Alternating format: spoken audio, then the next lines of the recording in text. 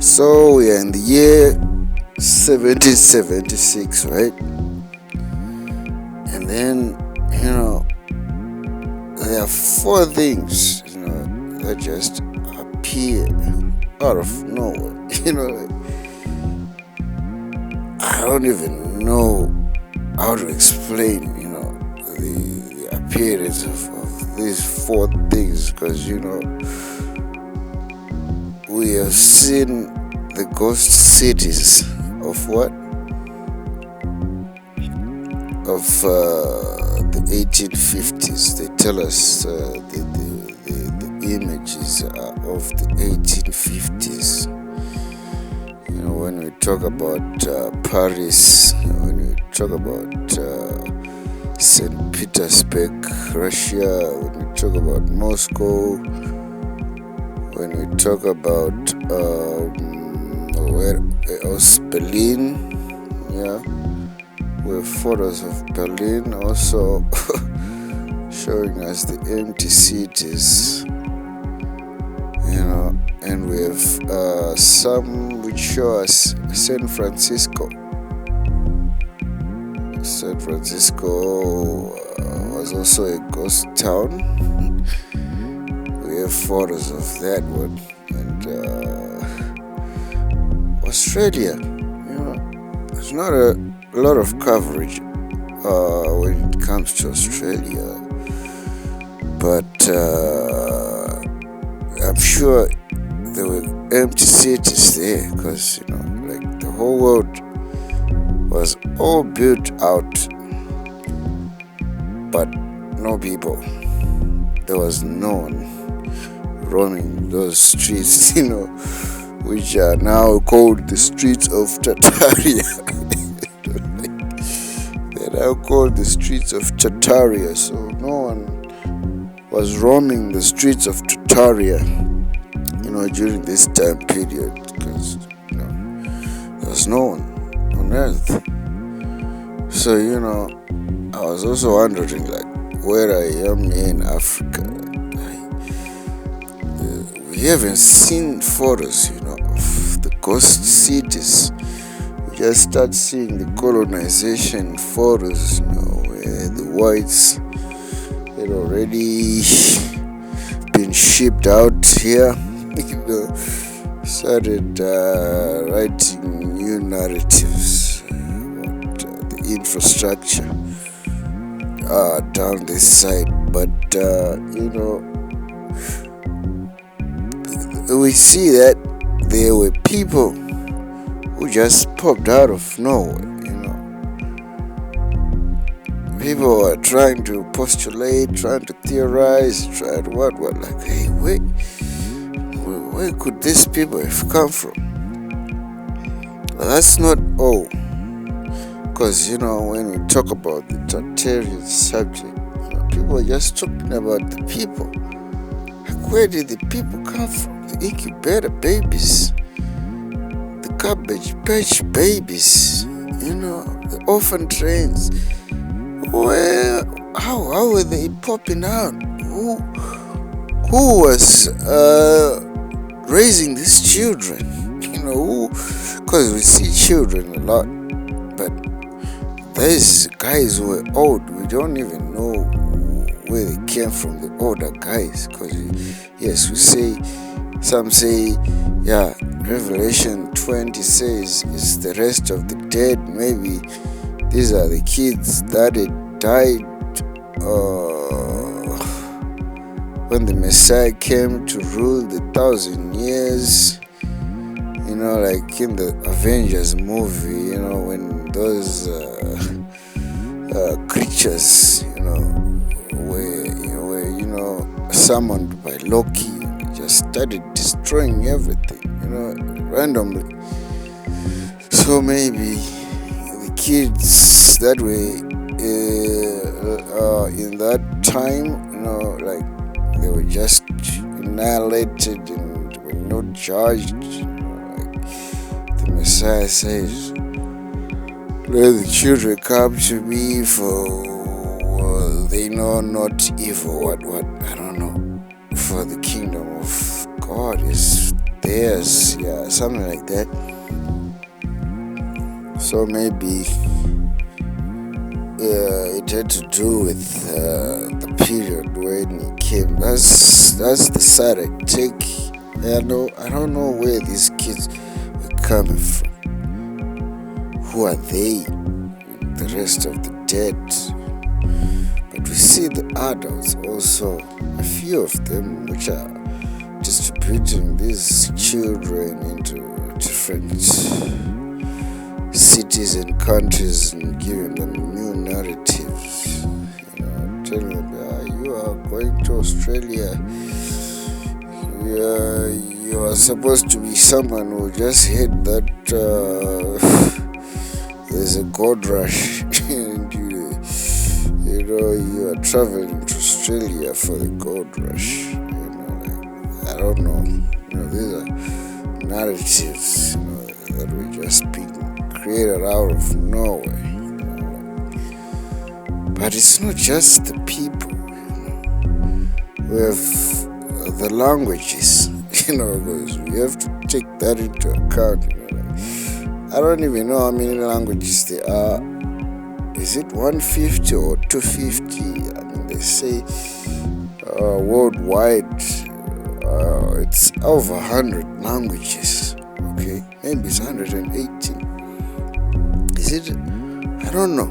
But we have over 100 languages worldwide. And where did these languages come from? I was just talking about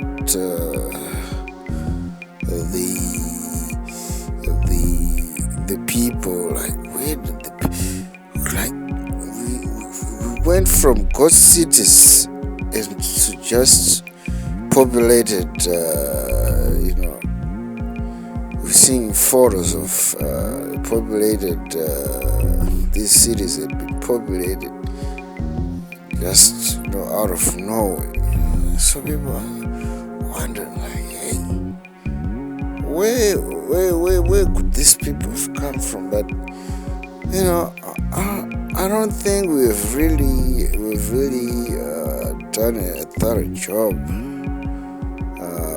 of this subject, because we also have to talk about the languages and the maps and the Bible, besides the history books that were faked, fake history about the Middle Ages, the Knights of Templar. They tell us there's a certain group called the Knights of Templar. They tell us these guys, were like the road angels, the theory is that gold is heavy and it's risky to walk around with. Get mugged anytime, carrying those sacks of gold on your donkey, your cart or whatever, on your horse. So these Knights of Templars would guarantee you that when you give them that gold and you are going off to a distant place, when you arrive to that place, they would give you that gold. They were like money movers, like safeguard for money. That's how they created an empire, a worldwide empire. They became a very wealthy group of people, but it just proved to be all fake history.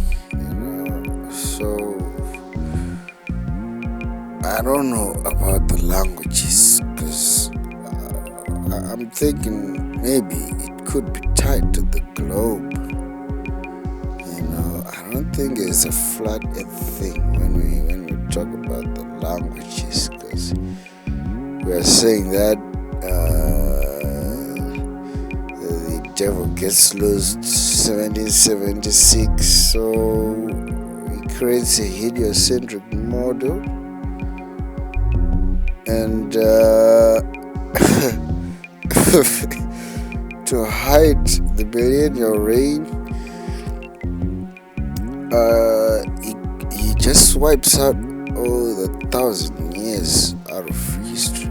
He just wipes it out. So if it's wiped out, then we are being told that we are 2,000 years after the Messiah ascended into heaven and doesn't come back yet. So that would mean that we are left with the Tower of Babel narrative, to explain why we have so many languages, because I was just thinking like, hey, this small country, they call it a country, okay? And if I just travel a few kilometers, I reach somewhere where they call it a border, and then just by passing through that point, life just changes, because if you are in a country like I am, Zimbabwe, it's really a credit crunched type of a country, But if you just move a few kilometers, you're in South Africa, you're in paradise. To people who have heard South African music, South Africa, it's rich with diversified music. They got a music culture there. It's just having fun. The amapianos, the deep house. They have Afro deep house. And it has influenced the worldwide culture. You hear of these DJs playing Amsterdam, London, Australia. They go over the world, just showcasing South African music, and there's everything in there, all the fun you can think of, it's right just by moving a few kilometers, but everything changes, because the language is now different. And especially if it's for South Africa, I think they got about 9 official, is it 9 or 11 official languages? Official. So as soon as you pass that point, you got a language barrier. Of course, there are greener pastures, but language barrier, man. If you're moving from town to town, you are saying that each town has got its own language. Some speak Xhosa, some Zulu, some Pedi, some these languages. It's a lot of them, There's a lot of these languages spoken in this supposed country, but it just baffles me, like, where did all these languages come from? Because as you were saying that we in the globe, I don't even know if the globe acknowledges what is its narrative of where the languages come from, but the status quo for the Christian the account for the languages is that there was a rebellion against God at the Tower of Babel. And this guy called Nimrod was building a tower to heaven. And if we were taught that the world is a globe, you would think that, hey, you wanted to pass through all those stars. God must be beyond the stars. That must have been a massive project. But then again, if you look at the Avengers movie, the 2012 movie, it acknowledges flat Earth. If you took notice, when Loki attached his gear, his technological gear on the Tony Stark Tower to open a portal of the dome, because you see in the Avengers movie, a dome is opening a portal. There's a portal opening on the dome. That's when the Chitauri just come firing in, just firing, blasting everything. It is but total annihilation, So that is what I believe Nimrod was doing, because they're telling us it's this Stark Tower, and that's where Loki goes. I mean, it has got unlimited power, so I think it is to do with some unlimited energy. It was an unlimited energy source where Loki went and what? And assembled his gizmo tech, which opened a portal on the dome, because that's where the Chitauri, that's how they had access to the earth through the dome portal opening. So I'm sure that's what Nimrod was trying to do. It wasn't like trying to build a tall structure, that was brick, a brick tower, just keep on sparring upwards and upwards and upwards into the millions of kilometers above the stars. No, I think it's just to do with portals. There must be a portal to heaven, and maybe some nut angel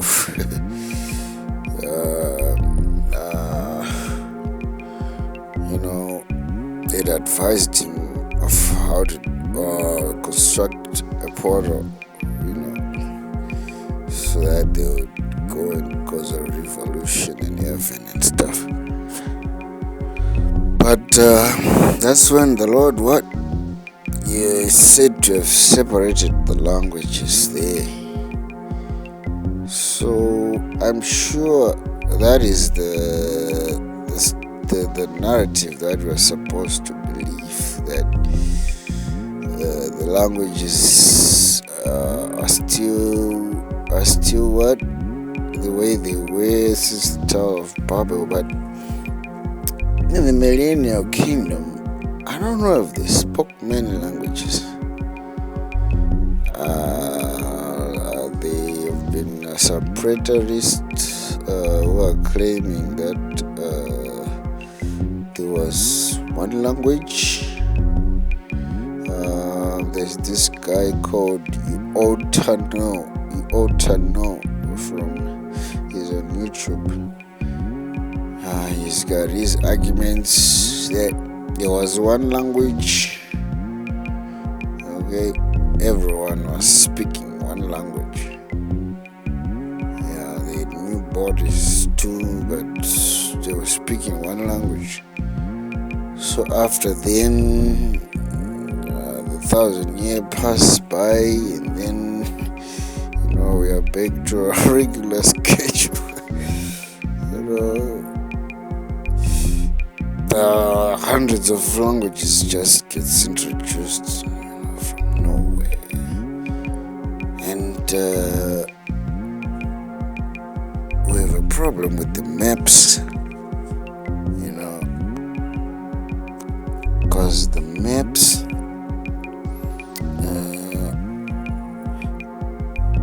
there's a documentary, a couple of documentaries made by QNFEE about the earth maps. I'm not just talking globe earth maps, like we hear that there's a conflict between flaps and clefts, about the maps.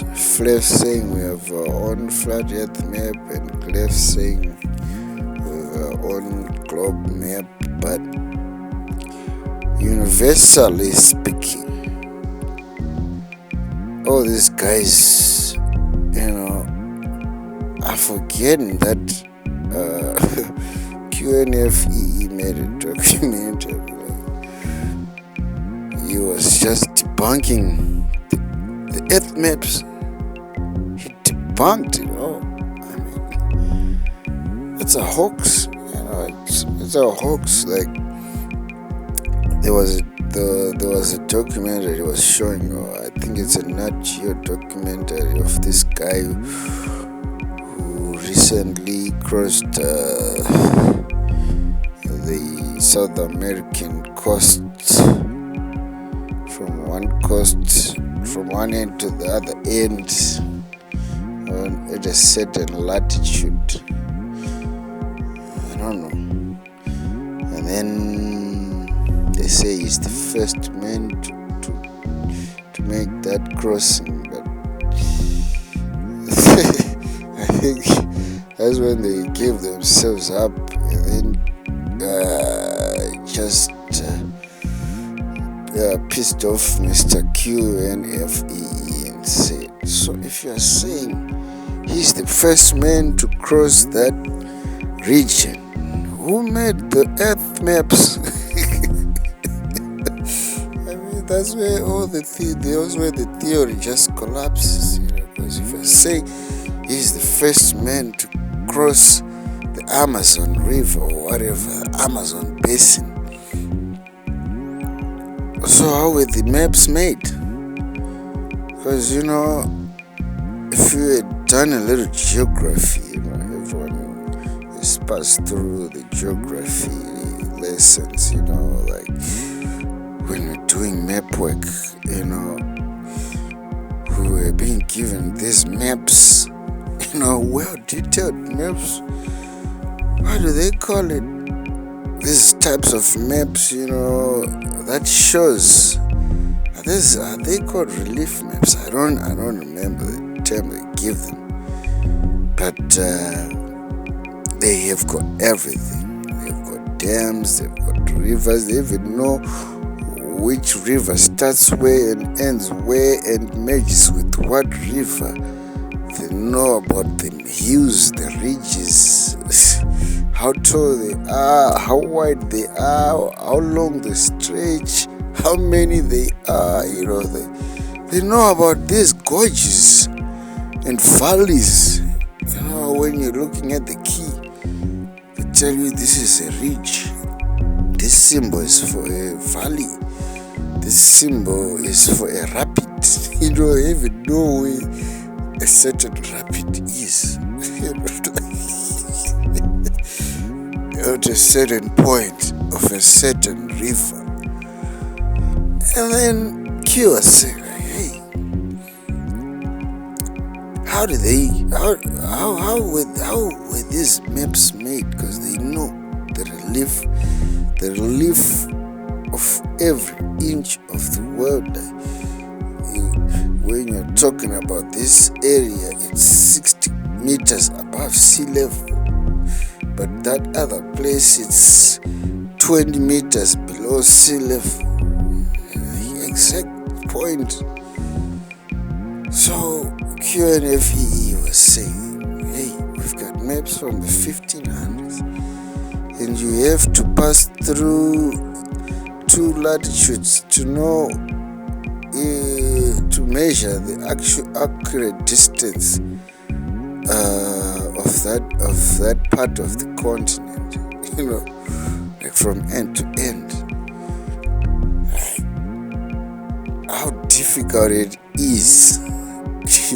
Because this guy is said to have walked, I'm sure it's 2,000 kilometers in certain years, or maybe 2-3 years, just walking one latitude, one line of latitude. And I don't know how many lines of latitude South America has. Maybe it's got 10, and he was talking about the difficulties of measuring the distances between continents, and just the formation of the continent. I mean, who measured it? I was thinking, like, who measured these continents? Because he was talking about the tools that were being used back then, using ropes, unreliable materials, measuring tools, because in the sea you'll be affected with waves. How can you correctly ascertain that you've traveled a certain distance when the waves and the winds are blowing you back? Intercostal measurements had to be inaccurate, because we have 1,500 maps that had already been certified as accurate. And right now is the time when we're supposed to be starting to measure these coordinates, because it's now much easier, maybe with the technology, flying and stuff. But even though, knowing the type of vegetation cover for each square inch of each piece of land, you have to know if it's a rainforest or it's a savanna, the vegetation cover, if it's, you have to be detailing all that. And, like Q was making fun of these guys in the Amazon, like, hey, these guys, they are walking through a rainy plain, and if they want to jot down, the findings, that book can get wet. It's easy for that book to get wet, and you've lost out data. You've lost all that data. You have to restart. So, the difficulty of mapping out a certain land, let alone a continent, to tell us, no, this is Africa, that's not South America, that's Australia. The difficulty of it, again, there's an Alaska. Who mapped out Alaska? Everyone knows.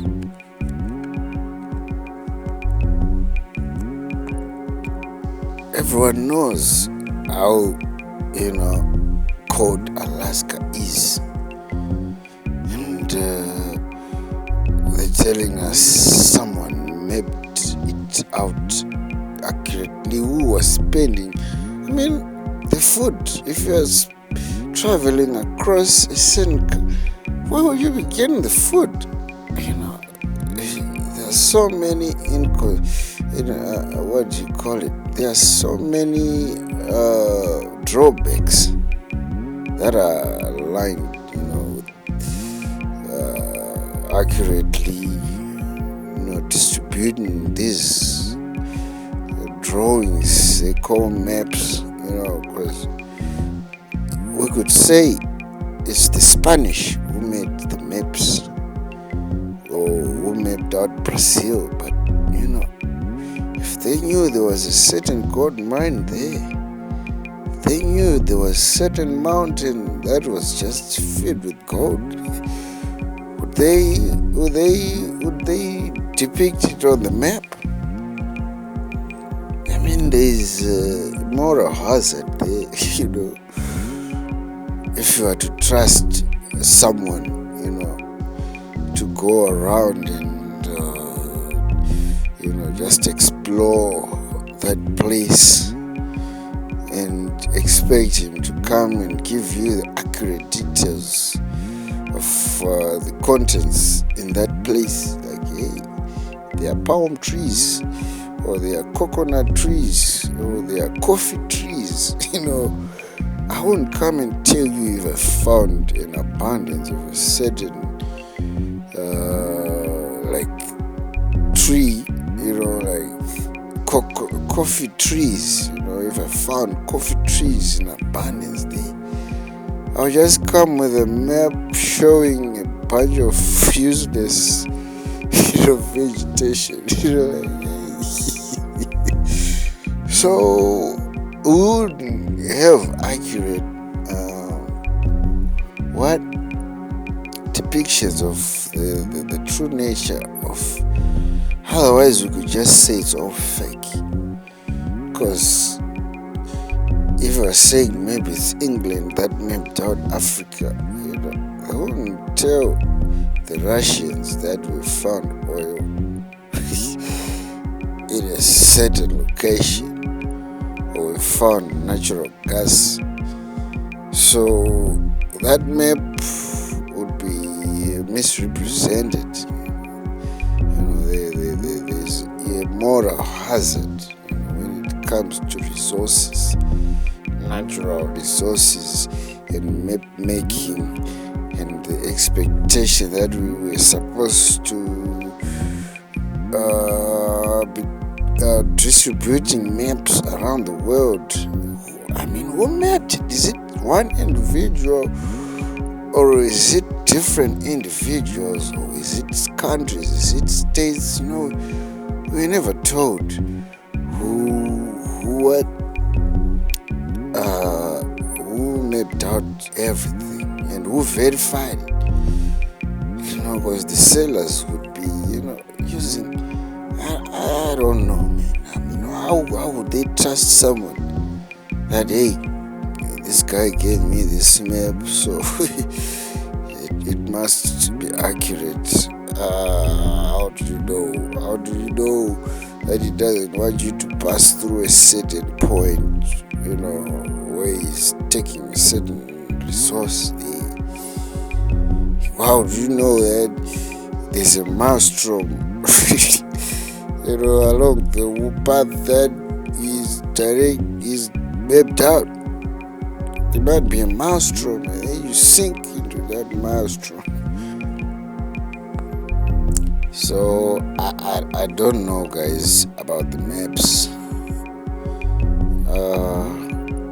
and the Bible also. I think that could answer where the maps and the languages, but on the languages side, I think that one is just globular. It's just to mess with the times,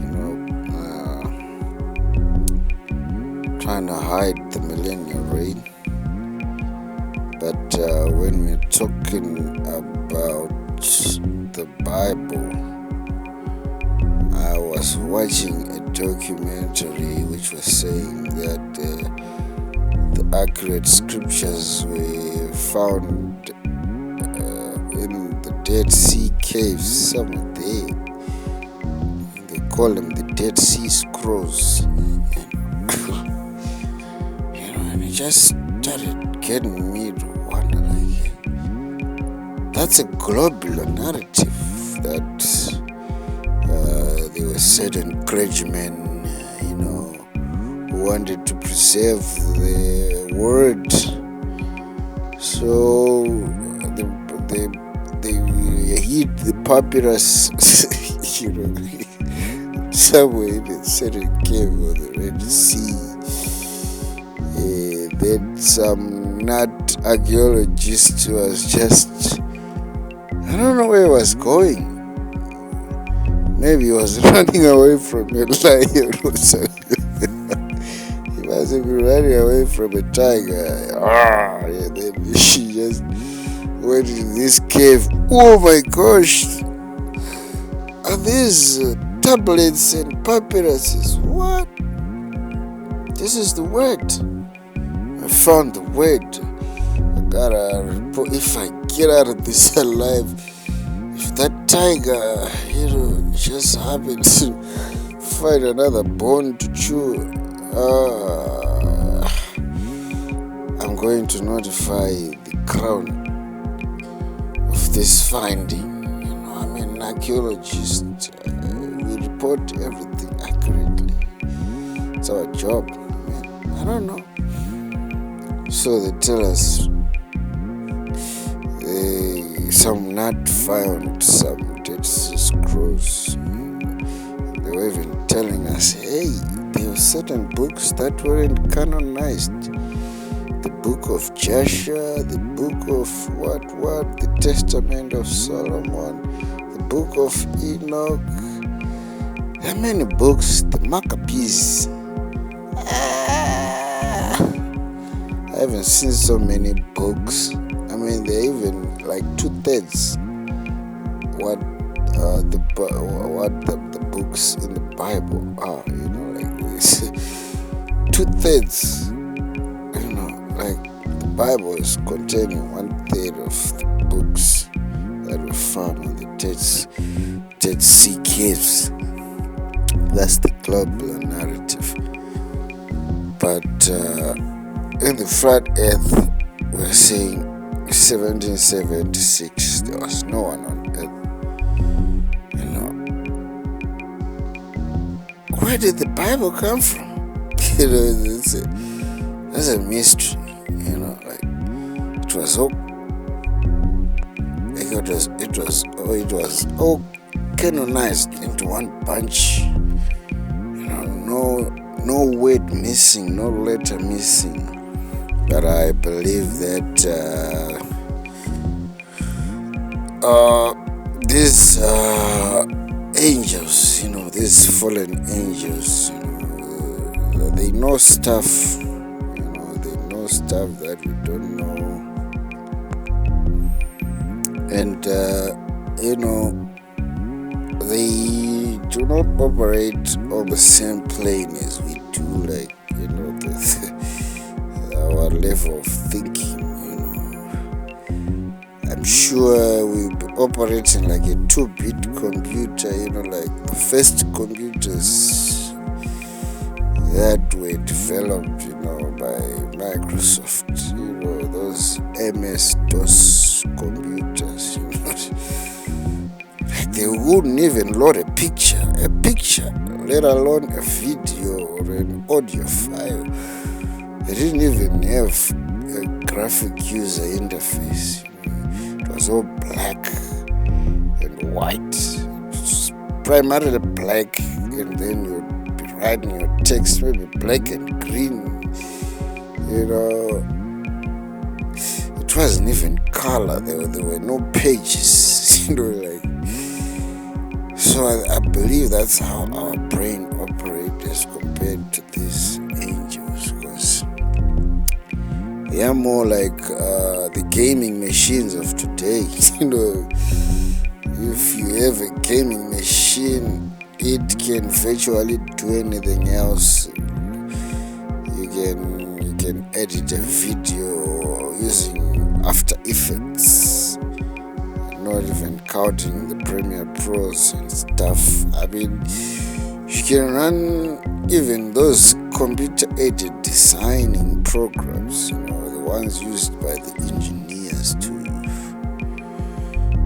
to design certain stuff like machines or our buildings. So we have a a retarded, a brainwave activity compared to this sentience. I believe they know the shape of the earth. They know the continents. They know just continents. They know these things accurately. It's a level of thinking, I believe, that they know about these things. They can draw a world map, without even looking at it. They can just draw it out. I know how the earth map looks like. I can draw it out. I can even add latitudes, lines of latitudes, and lines of longitude, and even give you the Greenwich Meridian time zone is. I'll tell you where 00, where you should start counting time. Don't start in South America. You should start in Greenwich. Okay, that is the most reliable place to start counting time. It make your life easy. Like they know these things.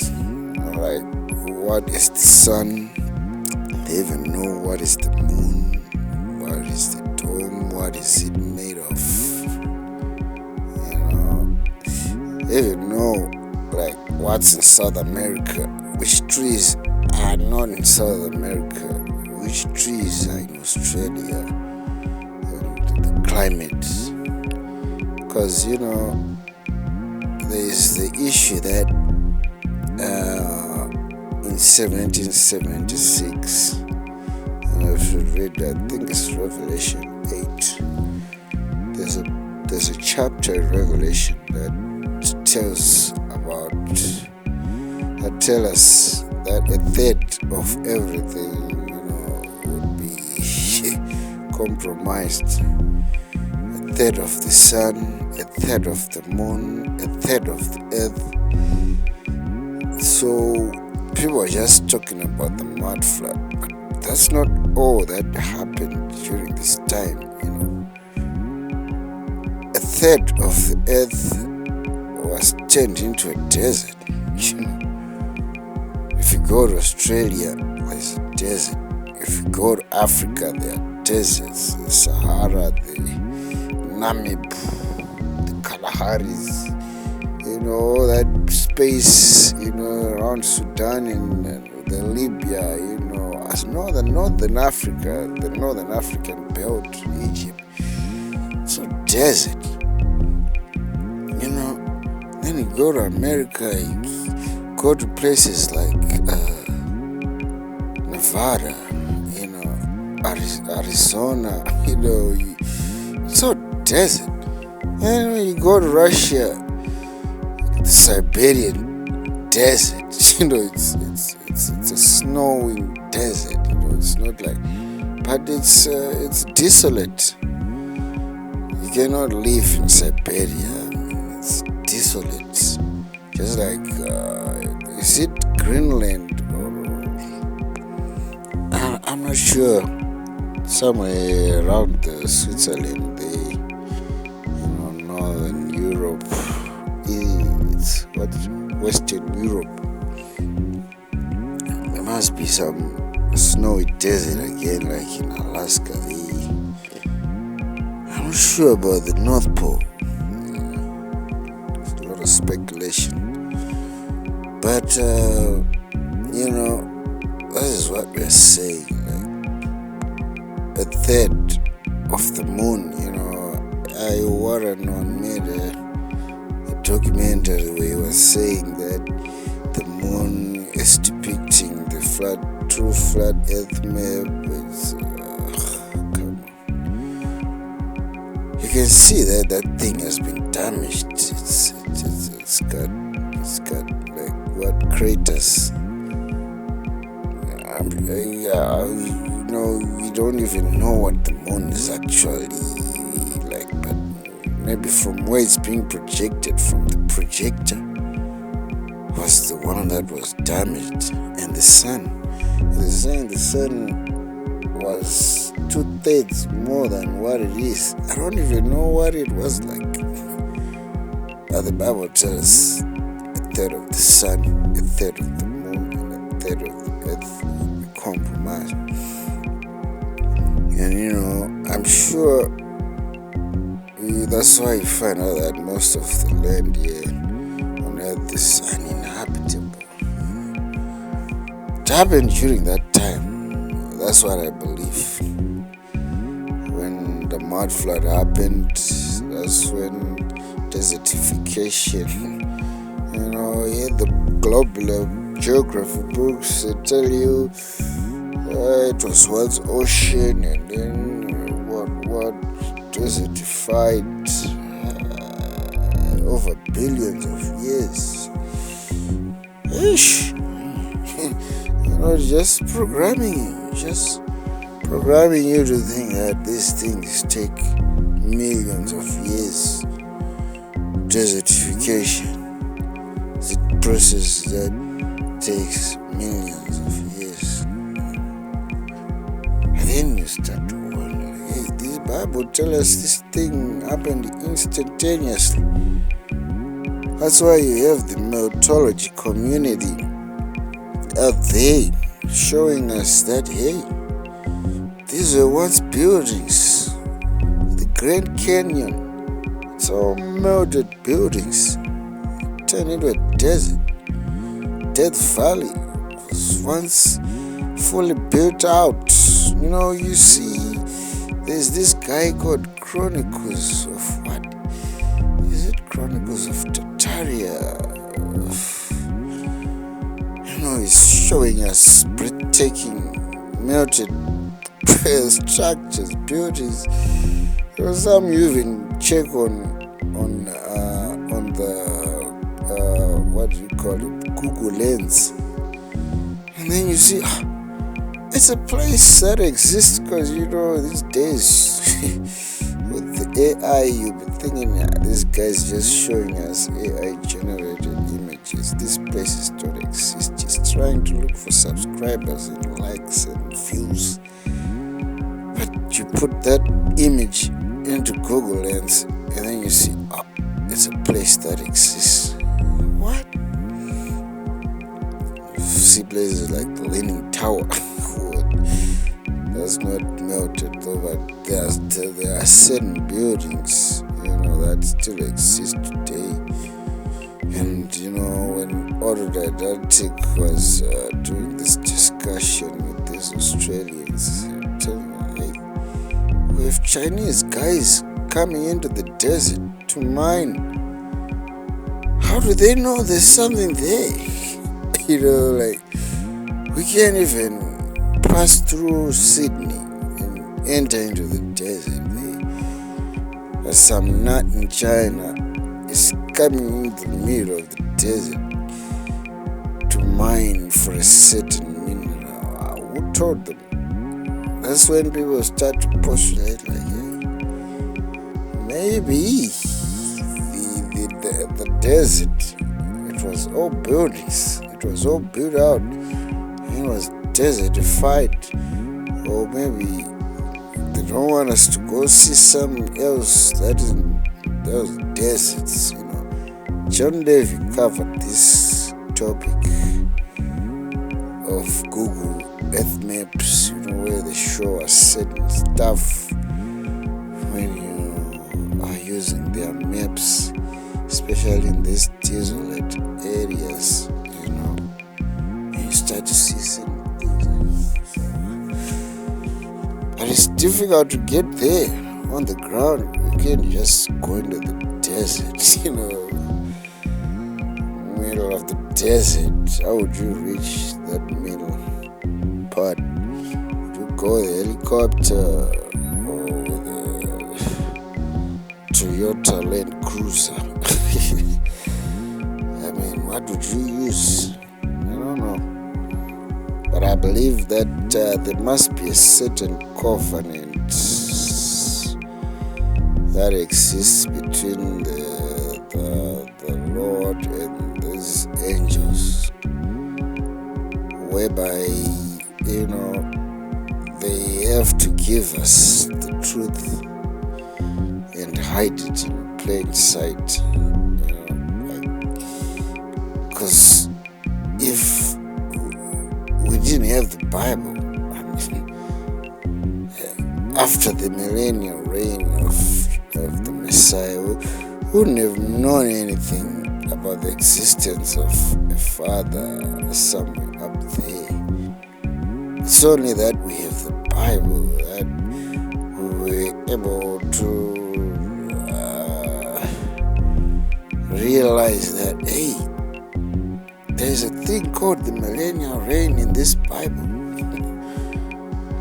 Maybe, I'm sure there's a certain covenant that, hey, I'll give them the word, but I'll reverse the times. I will not tell them about the millennial reign. How they have to find out for themselves, I'll hide it in plain sight. So I think that's why he gave us the Bible, this angel, because he knew that if I just give them this thing without the millennial reign, I'm comfortable with it. As long as I don't have to tell them that there was a millennial reign. There was a Big Bang instead. There was a Big Bang, billions of years ago, singularity, Big Bang, and everything started to exist. So, I don't know. That is my theory.